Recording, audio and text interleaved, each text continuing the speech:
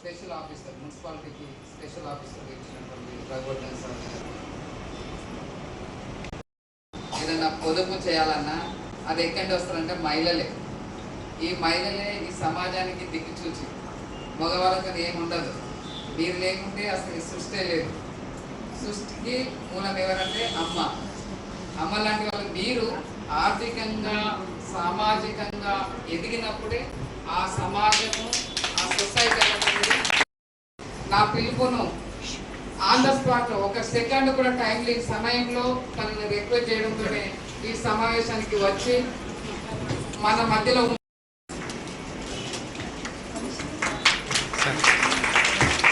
Sir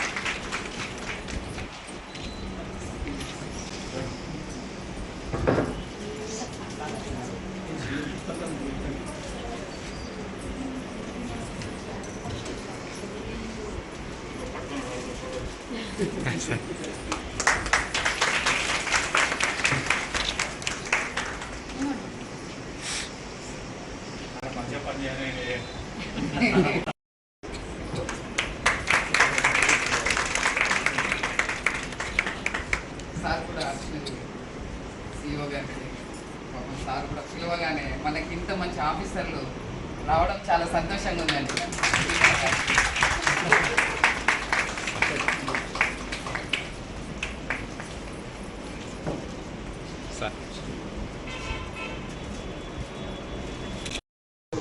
ఇప్పుడు గౌరవనీయులు municipalities special officer అందరికీ చెప్పడానికి వెళ్ళినప్పుడు మరి అదే ఉన్నాయి కదమ్మా తినడానికి, మరి తినడానికి వేరే ఉంటే కదా మేము అవి పక్కన వేసేది అని అంటే దానికోసం వేరేద్దామని ఆలోచించి హైదరాబాద్ వెళ్ళాం సార్. మేము వెళ్తే అక్కడ అడ్డాకు ప్లేట్స్ ఉన్నాయి. కూడా చెప్తాను, మా పాపం ఏం చేసేదంటే చిన్న చిన్న కూలీగాకి చేసుకొని తను డబ్బులు సంపాదించి దాచుకునేది.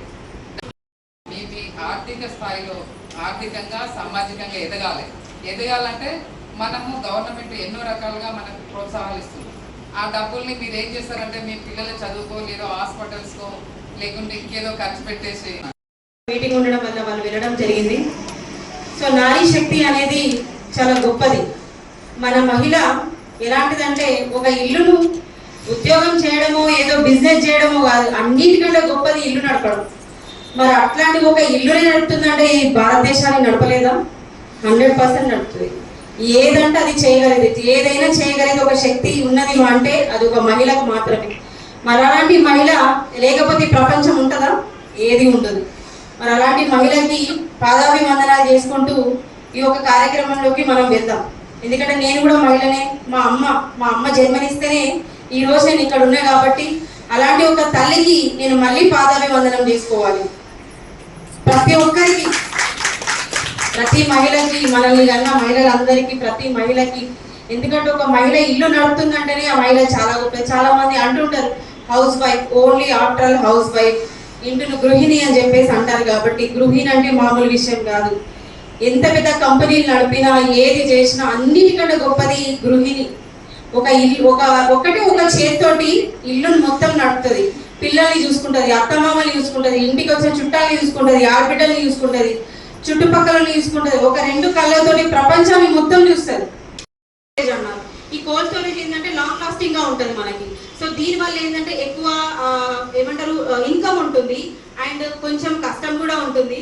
సో ఏదైనా కష్టపడితేనే మనం ముందుకెళ్ళగలుగుతాం అనేది ఆలోచించండి.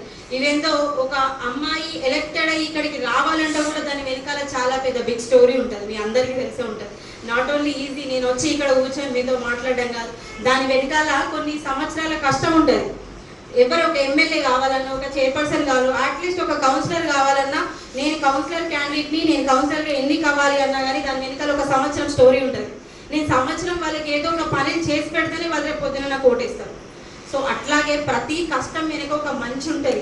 ఇవాళ మనం కష్టపడితే రేపు పొద్దున రానున్న రోజుల్లో అంతా మంచి జరుగుతుంది. కాబట్టి సో మీరందరూ ఎక్కడ కూడా వెనక్కి తగ్గకుండా జగిత్యాల నారీమణులు అంటే ఏంటిదో మీరు అందరూ చూపించాలి సార్.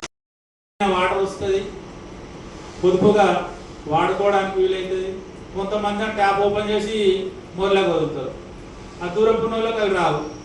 అది మన తోటి వాళ్ళే కదా. మరి మనకు సరిపోయింది పట్టుకొని నల్లా పని చేయొచ్చు కదా. ఆ ట్యాప్ 10 రూపాయల ట్యాప్ ఉంటుంది, అయినా పెట్టారు. ఓపెన్ చేసి పెట్టేస్తే అది మూల నుంచి పోవాలి. అక్కడ అసలే వాళ్ళు పెడతారు, ఇక్కడ ఎక్కువ వీళ్ళు పెడతారు. అలాంటి 10 రూపాయలు ఎక్కువ కాస్ట్ కూడా కాదు. మన ప్లాస్టిక్ ట్యాప్ 10 రూపాయలకు వస్తుంది, అయినా పెట్టుకో. అంటే చిన్న చిన్న విషయాలే కావచ్చు, కానీ సమాజానికి మనకు అందరికి ఉపయోగపడేవి కాబట్టి ఇలాంటి వాటి మీద దృష్టి పెట్టండి. తర్వాత మీరు ఎదగడానికి ఒకవైపు బ్యాంకుల సపోర్టు, ఎక్కడైనా నిజంగా బ్యాంకు నుంచి ఇబ్బంది అంటే మా దృష్టికి తీసుకురండి. మీ ఆలోచన మాతో షేర్ చేసుకోండి. ఖచ్చితంగా మీకు ట్రైనింగ్ అవసరం ఉంటే ట్రైనింగ్ ఇప్పిస్తాము. లేదు ట్రైనింగ్ లేకుండానే చేయగలిగితే శక్తి ఉందా లేదని ఒకసారి ఎగ్జామిన్ చేసి తప్పకుండా మీరు అందరూ బాగుంటే మేము కూడా బాగుంటాం. మాకు ఇష్యూస్ రావు కదా. సార్ తిట్టిండు, ఎందుకు తిట్టిండు అనేది కూడా రెండోసారి ఆలోచిస్తారు కదా. అరే నేను తప్పు చేసినా, నేను మంచి చేసినా, లేకపోతే ఇట్లా అన్నాడు సారు. ఆ రకంగా ఆలోచించినా నేను అనే వ్యక్తిని గుర్తున్నట్టే. అట్లా కూడా నేను సంతోషిస్తాను. కొంతమంది అయినా నేను చెప్పింది రిసీవ్ చేసుకున్నారని ఫీల్ అయితే నేను. అర్థమైందా? కొంతమంది ఇప్పుడు ఇక్కడ దాదాపు 150 మంది ఉన్నారు. నేను చెప్పింది 10 మంది స్వీకరించడం నాకు హ్యాపీ. అంటే నేను ఇప్పుడు ఒక పావుగంట టైం స్పెండ్ చేస్తే ఒక 10 మంది నా మెసేజ్ రిసీవ్ చేసుకున్నా, ఐఎమ్ వెరీ హ్యాపీ. కాబట్టి ఈ రకంగా మీరు మంచిగా ఎదగాలని, మరి ఏదైతే మన రాష్ట్ర ప్రభుత్వం కోరుకుంటుందో మీ మహిళా మనలంతా కోటీశ్వరులు కావాలని నేను కోరుకుంటున్నాను.